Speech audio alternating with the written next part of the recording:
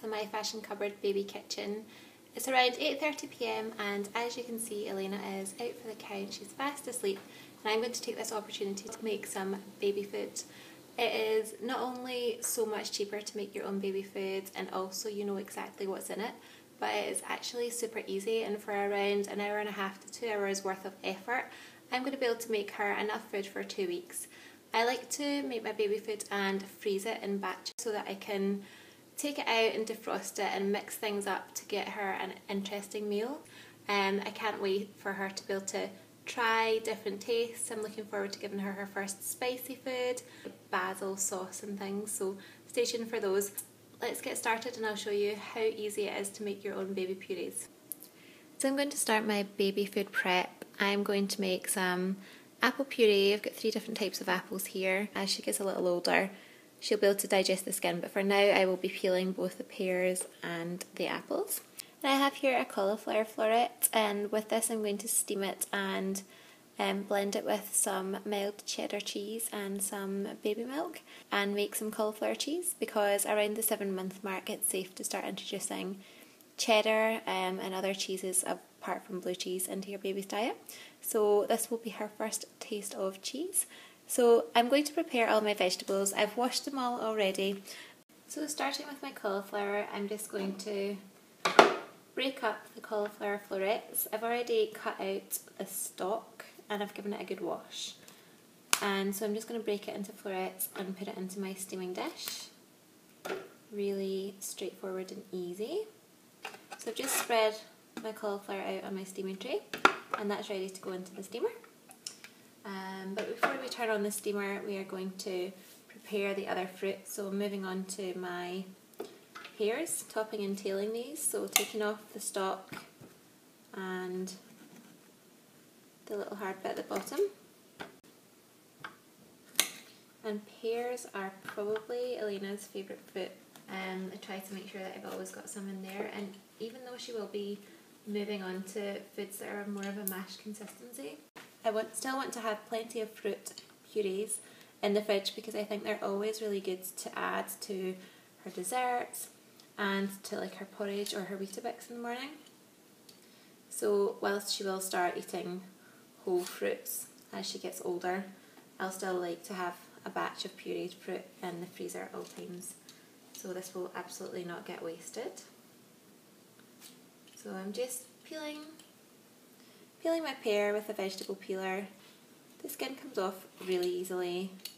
This one's nice and ripe, so nice and easy. My pear is nicely peeled and it's really ripe and juicy, which is perfect. So now I'm just going to cut the pear in half and open it up, and you'll see that there are some seeds inside, so I just need to cut those out. So I like to cut the pear into quarters and then just remove that little middle bit of seeds with my knife. Just watch you're not taking too much out, about that much is about right. And again, just gently taking out that little bit of the seeds. And there we go. Chopping into small pieces. This won't take long to steam because it really is so ripe and juicy. So that's one pear done, and in my steaming tray I will get on and peel and chop the others, and then we'll move on to the apple. So I have peeled and chopped all my pears, and there is a good amount in there that's going to do her several meals. So I'm going to move on to my 3 apples and just do exactly the same thing.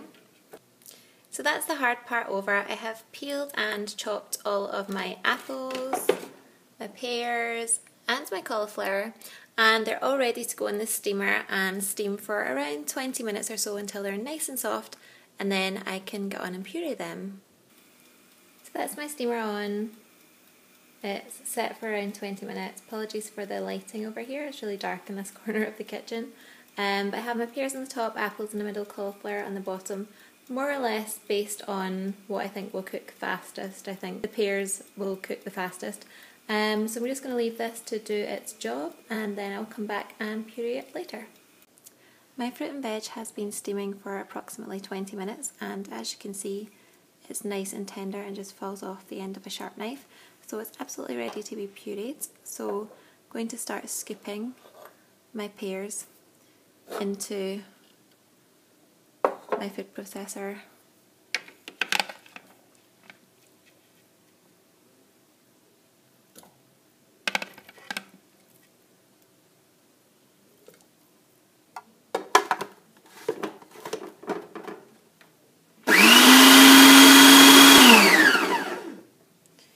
Just keep pureeing until you get to the desired consistency. If you need it to be a little more watery, you can add some cooled boiled water. So once you have the desired consistency, this is perfect. These pears were so ripe and juicy. You take a spoon and begin to load your ice cube tray. I really recommend one of these nice soft rubber ones that are nice and easy to get the ice cubes out once they're ready.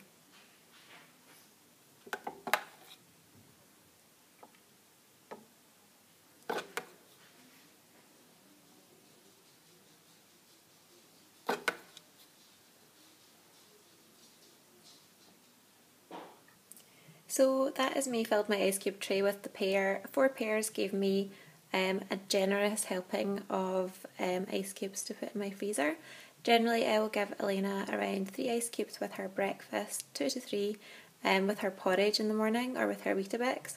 And so this gives me 35 ice cubes, so you're talking like about 12 days portions. If you think how much 4 pears would have cost compared to 12 days of baby food jars, then you can see you're saving a huge amount of money. So what I need to do now is leave it in the ice cube tray to cool down a little bit, and then I can cover it either with cling film or with a Ziploc baggie. If you're using cling film, be really careful when you're removing it because it can stick to the ice cubes and you want to make sure that there's no plastic in your baby food. So I would generally recommend using a Ziploc bag, and it's much easier to remove.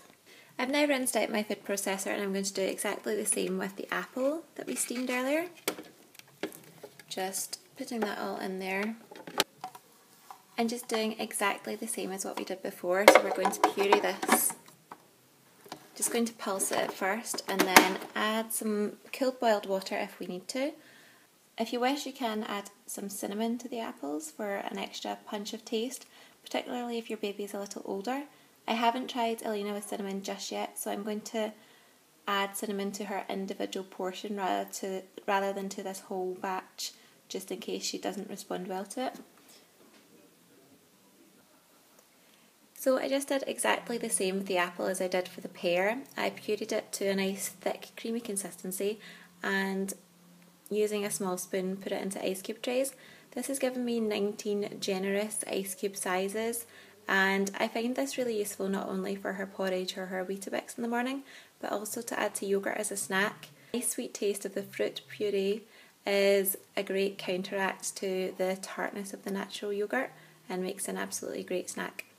So finally we're going to move on to the cauliflower, and this time I'm going to whiz this up with some mild cheddar cheese and some baby milk.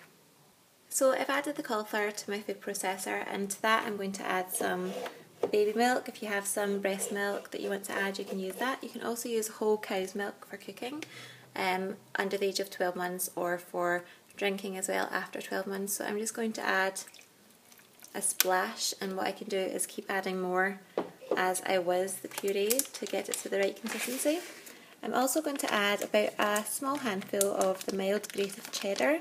This one is uncoloured, so it's not got any added colouring. Just make sure that it is not a low fat version because your baby needs the good fats that's in the dairy. So I'm just going to take a small handful of about this much and add that to my cauliflower.